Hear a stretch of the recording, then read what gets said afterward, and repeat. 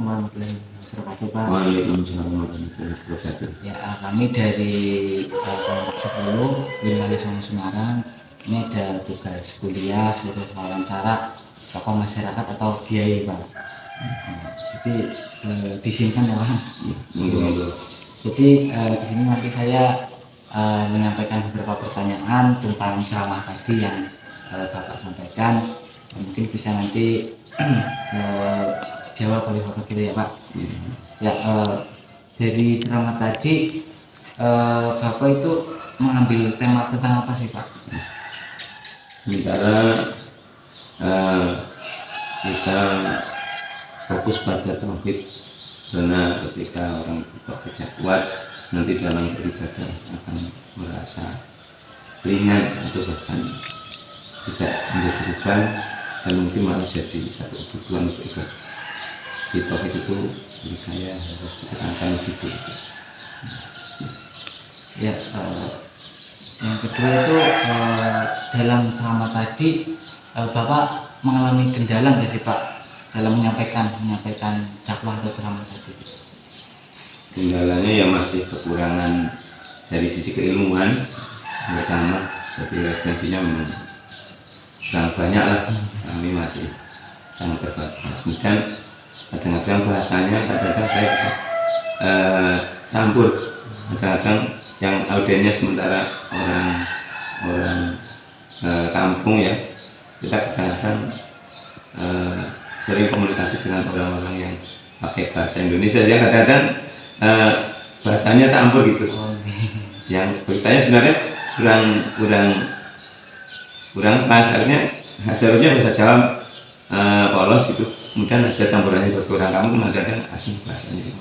Tapi nggak apa-apa, mereka juga sudah bisa memahami bahasanya. Berarti ya tradisi di desa juga ya, Pak, bahasanya gitu. Iya, sebenarnya itu. Terus yang selanjutnya metode Bapak tadi menyampaikan ceramah itu ada metode tersendiri nggak sih, Pak? Metode yang mungkin digunakan pas ceramah gitu. Sebenarnya kita kadang-kadang berharap kalau pengajian juga tanya jawab. Tapi kadang-kadang kemudian juga ketika waktunya itu terbatas, cukup mendengarkan, dan nanti kalau waktunya memang saya longgar itu, nanti saya jangan untuk tanya jawab. Jadi memang idealnya ada tanya jawab, dan juga pertanyaan disampaikan harus fokuskan dulu. Nanti kalau dibebaskan nanti kita yang kewalahan, artinya kita harus ambil referensi yang lebih banyak, kemudian waktunya yang menyita, karena ini sifatnya yang kultum, mereka sudah mau segera ke pekerjaan, jadi tidak terlalu sampai sini. Ya, nah untuk Bapak sendiri menarik perhatian jamaah gitu biar fokus dalam ceramahnya yang Bapak sampaikan gimana caranya? Sebenarnya metode-metode yang sering digunakan oleh penceramah atau harus itu berbeda. Cuma yang tidak pentingnya kadang memang mereka selalu atau komunikatif sama audiensnya. Tapi kalau belum komunikatif kadang-kadang masih terkendala, mereka tidak antusias, tidak, akhirnya masih dalam apa ya apa enggak gitu. Tapi kalau sudah ada komunikasi, mereka juga antusias. Ini ada satu pertanyaan yang dari saya sendiri nih, Pak. Saya pernah bertanya-tanya gitu. Kan kemarin pas kan ini kan bulan Ramadan ya, Pak. Nah, itu kan ada ya kita diwajibkan untuk berpuasa gitu.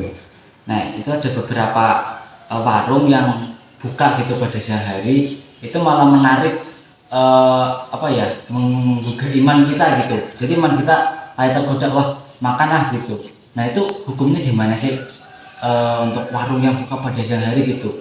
Itu kan bisa iman kita yang sudah niat dari awal puasa kok malah goyah gara-gara ada warung buka makan gitu tiba-tiba, itu gimana?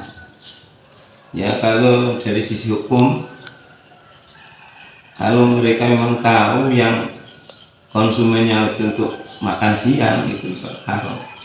Kalau tahu konsumennya nanti untuk buka berbuka itu monggo-monggo. Nah itu disitulah yang perlu kita hukumi ketika mereka tahu untuk dimakan saat itu atau makan siang. Itu sama menolong kemaksiatan, sama menolong perbuatan yang dilarang. Dan bagi pengkonsumsinya kalau memang dia mempunyai kewajiban puasa tetap harus. Jadi yang konsumsi yang haram, yang jualan yang haram itu membantu. Tapi kita ya mengingatkan dengan lisan, dengan tangan. Setidaknya kita ingkar gitu kan. Aduh masa dari bulan Ramadan kok buka warung, masa orang Islam kok nggak puasa kan? Ingkar di hati minimal. Supaya kita bisa melarang atau bisa menghentikan. Satu pertanyaan lagi nggak apa ya Pak? Nah, ada lagi nih yang ganjal dari saya itu, tetangga saya kan itu kerjanya supir terbesar itu Pak, tronton itu kan kerjanya siang, pagi, malam, sore gitu. Nah terus juga angkat-angkat beban besar gitu. Nah itu saya pernah tanya, dia kan waktu itu makan siang hari ya di bulan puasa. Saya tanya, lah Mas nggak puasa? Udah capek kerja kayak gini disuruh puasa ya nggak kuat kerjanya gitu ya. Nah itu menurut Bapak sendiri gimana itu Pak? Itu kan manusiawi lah kalau yang kerja keras membutuhkan makan itu manusiawi. Cuma mereka seharusnya bisa menyesuaikan. Artinya ketika punya kewajiban yang tidak mungkin ditinggalkan itu ya kerjanya yang disesuaikan. Nah kalau hanya menyesuaikan kita nggak mampu, memang di Islam itu kalau nggak mampu ya nggak puasa. Sebenarnya mereka juga mampu, cuma kita ini bisa mempertimbangkan apa benar-benar nggak mampu, apa masih ada kemampuan meskipun dipaksakan. Memang kalau nggak dipaksakan, kan yang kerja berat, yang kerja ringan saja, kalau tidak dipaksakan ya enaknya nggak puasa. Jadi memang diperbolehkannya untuk tidak puasa. Nah di Quran itu ketika kita musafir, ketika kita sakit, atau intinya mereka itu tidak punya kemampuan. Tapi itu kan bisa diukur masing-masing orang. Jadi intinya wa antasumu khairul lakum. Nanti kan kamu puasa itu lebih baik. Artinya ketika kita memprediksi diri kok bisa puasa itu lebih baik. Nah kalau tidak mampu, misalkan jauh perjalanannya sehingga memang payah atau sakitnya memang beras itu boleh-boleh saja. Nah kemampuan itu yang ukur kita sendiri. Intinya pantasum maksudnya itu lebih baik. Sebelum kita perjalanan jauh dan sesuai dengan syariat boleh dosa, tapi kan kita mempertimbangkan saya sebenarnya mampu.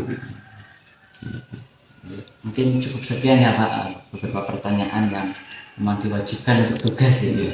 Ya mohon maaf ya Pak mengganggu waktunya. Nah, terima kasih banyak atas waktu yang telah disenggangkan itu.